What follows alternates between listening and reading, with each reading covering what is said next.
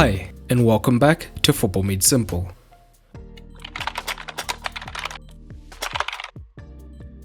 From 06-07 to 08-09, Manchester United won the Premier League 3 times in a row. In fact, the 06-07 team was close to winning more silverware, getting to the semi-finals of the Champions League and being runners-up in the FA Cup. But it's mainly one of those teams that captured the imagination of football fans around the world. The famous Manchester United 07-08 team. Their style of play sent pulses racing, so in this video we take a look at the tactics which led to that. At certain points in the video, we will use statistics to illustrate certain factors.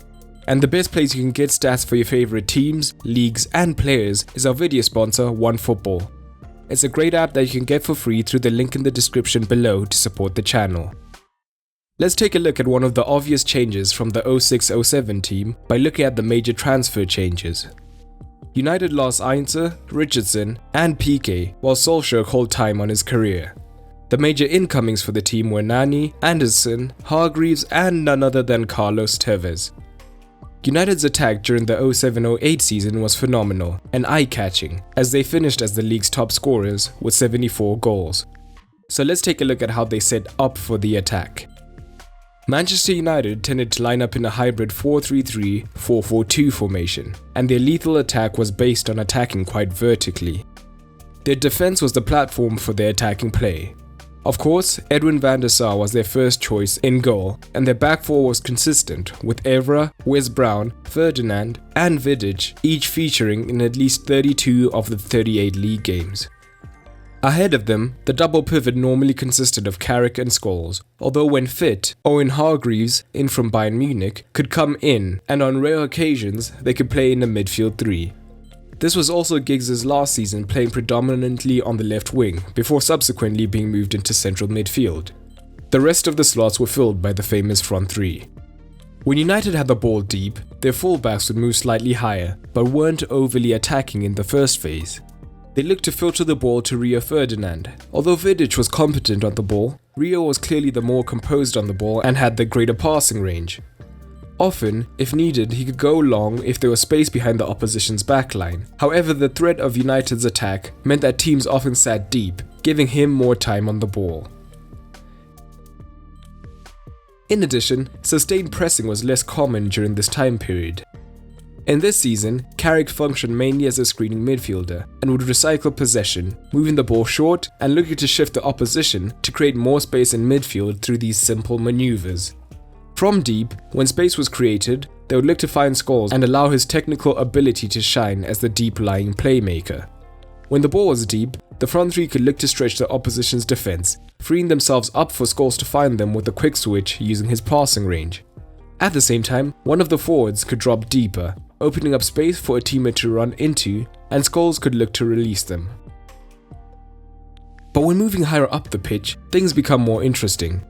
During this era, most teams using a 4-4-2 would operate their central midfielders on a one-up, one-back basis, and at times United would do this, however they tended to be slightly more reserved. Evra was key in allowing United's midfield to function differently. Giggs, now in the latter part of his career, wouldn't exclusively hug the touchline, and could move into this left half space where one of the central midfielders could have been anyway. This drew the fullback in, and Evra was highly attacking and would look to take advantage of the space, using his pace to beat his marker, and Rooney, or whichever the front 3 was in that position, could help to overload the box, as they trusted Evra's crossing ability. If Evra couldn't find a way through, Giggs could then move out to the flank and look to overlap one way or the other. On the right hand side, although the front 3 were fluid, Ronaldo nominally started on the right. This was useful as Wes Brown, now irregular due to Neville's long-term injury, was a much more defensive fullback and less efficient in attacking zones. However, Ronaldo at his physical peak was comfortable taking on 1 or 2 men single-handedly to then look to pick out a teammate, so he didn't always need a fullback overlapping him. The 2 forwards and far side wingers would look to overload the box for the cross, whilst the central midfielders took up the edge of the box to look for a second ball shot or to recycle possession.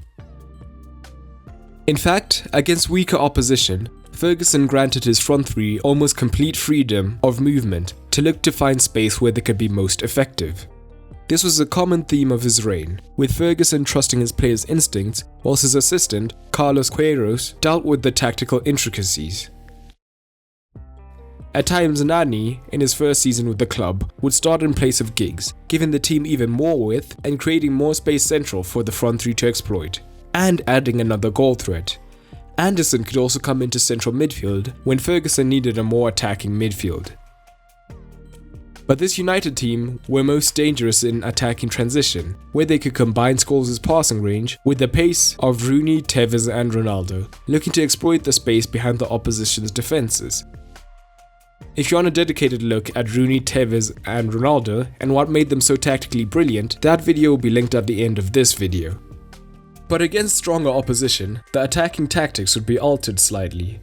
They would shift to a more dedicated 4-4-2, and Tevez would often drop out of the 11, with Ji-sung Park coming into right midfield, allowing Ronaldo to take up the forward role, whilst Rooney was slightly withdrawn. There would be less fluidity in these matches, with a double pivot almost never advancing, and Park would be more disciplined on the flanks in attack, to then allow him to track the opposition's fullbacks on the counter-attack, but he was still able to contribute greatly to United's attack. But the front three were undoubtedly the main attraction. In the league, they combined to score 70% of United's 74 goals, whilst contributing to 41% of the assists. Ronaldo was comfortably the league's top scorer, whilst Tevez made the top 10. Rooney, on the other hand, was the league's third top assister.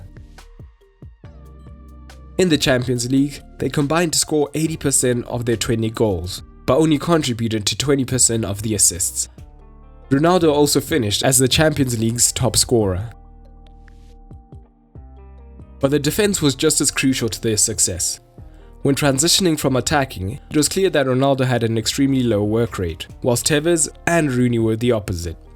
Rooney would often tuck in behind Ronaldo, who remained high as a forward, and Tevez would go wide, although the roles could be reversed.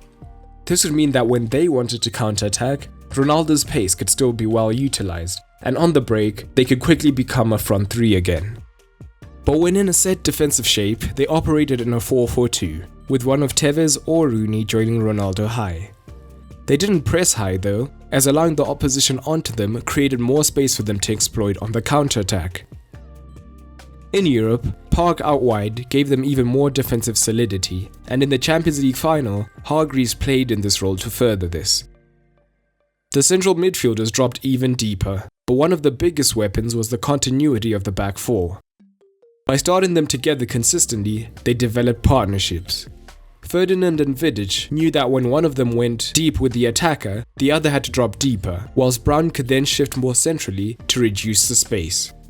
As soon as United won the ball back, the team's first instinct was to look forward, to unleash the wrath of the front three on the opposition. All of this tactical brilliance was backed by nerves of steel in the race for the Premier League title and beyond.